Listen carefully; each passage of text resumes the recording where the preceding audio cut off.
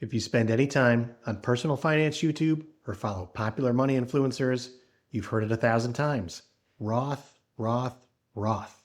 Always Roth. Go full Roth. Some of the most well-known names in personal finance will tell you that putting every dollar into a Roth account is the only smart move. But here's the thing. If you're a high earner in your peak working years, that advice might actually be costing you tens of thousands of dollars. I'm Jeff McDermott, a CFP and fee-only financial advisor at Create Wealth Financial Planning. I've been helping people build smarter financial plans for over 20 years.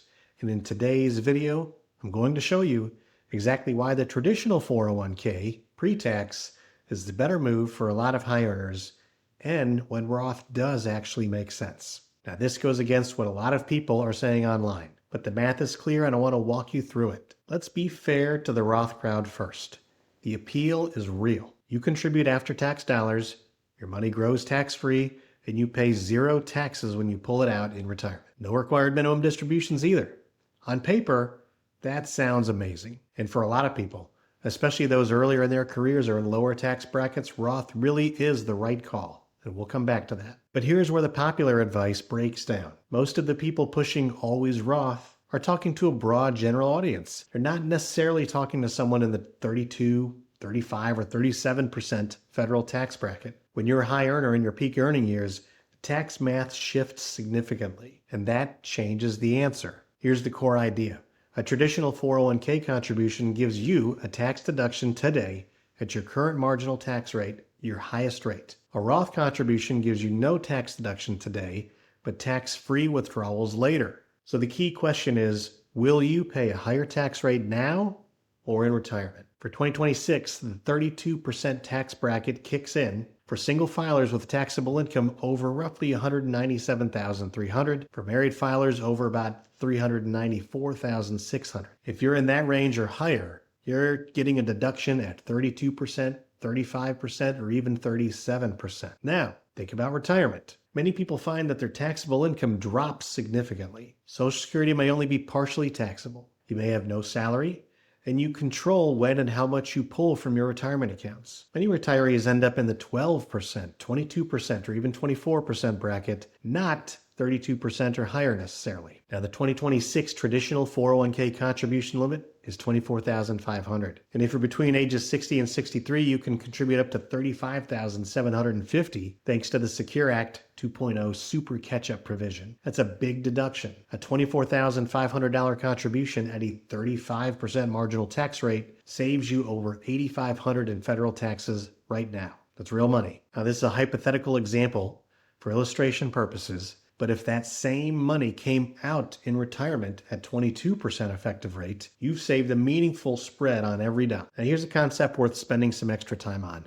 Tax arbitrage. It's a fancy term for a simple idea. Pay taxes at a lower rate whenever possible. When you make a pre-tax 401k contribution, that deduction comes off your highest marginal tax rate. That's the top dollar of income. But when you take distributions in retirement, those dollars don't all get taxed at the same rate. They flow through all the brackets from the bottom up because of our progressive tax system. So even if someone says, I'll be in the same tax bracket in retirement, that's often not quite right. Your effective tax rate, which you actually pay on average, is almost always lower than your marginal rate. The standard deduction alone shelters a significant chunk of income. For 2026, it's $16,100 for single filers and $32,200 for married couples. That's income you'll pull out completely tax-free. And if you're over 65, you get an even higher standard deduction. And here's the key to making this whole strategy work. Take those tax savings from your contribution, the money you didn't send to the IRS this year, and invest it in a taxable brokerage account. Now you have an additional pool of money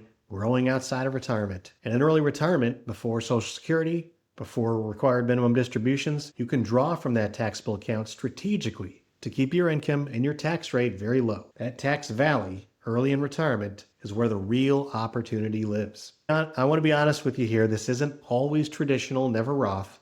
Context matters, and there's absolutely situations where the Roth account wins. If you're early in your career and currently in the 12 or 22% bracket, Roth could be a great choice.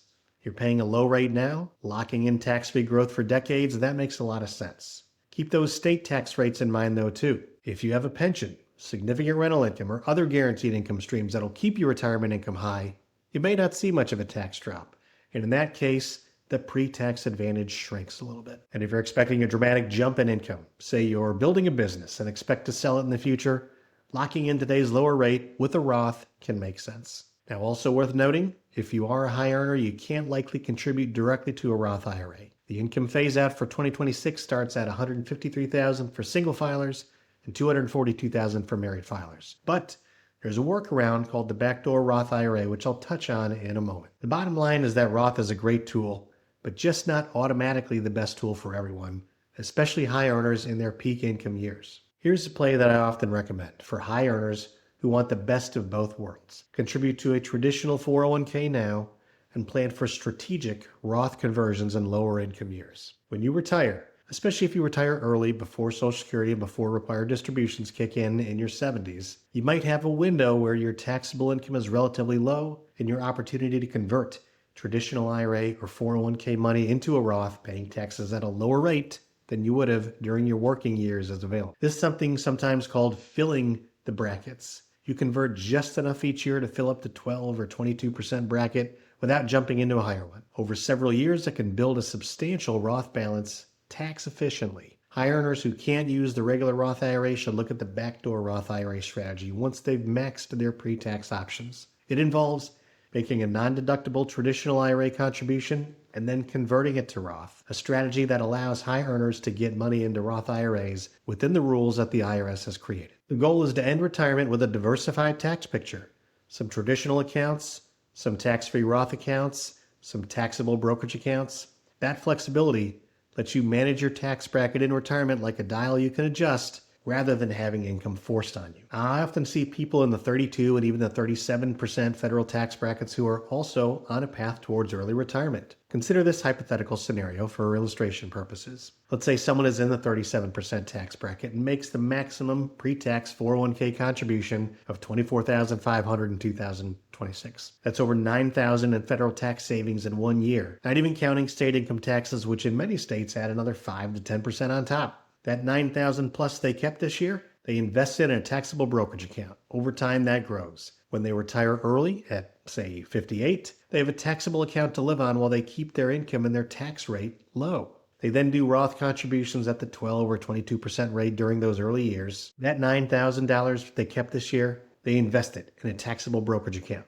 And over time, that grows. When they retire early at, say, age 58, they have that taxable account to live on while they keep their income and their tax rate super low. They then do Roth conversions at the 12 or 22% rate during those early retirement years. The difference between paying 37% on the way in versus 22% or less on the way out is enormous, compounded over years of contributions. This is the kind of strategy that can add real wealth over a career. If you're a high earner trying to figure out whether to go traditional or Roth, or how to build a smarter tax strategy for retirement, this is exactly the kind of planning we do at Create Wealth Financial Planning. We're a fee-only fiduciary firm, which means we don't sell products and we work solely in your interest. If you'd like to talk through your situation, book your free intro call at createwealthfp.com or give us a call at 904-201-3227. The link is in the description below. And if you found this helpful, please share it with someone who's asking the same Roth versus traditional questions you are. There's a good chance they need to see this math too.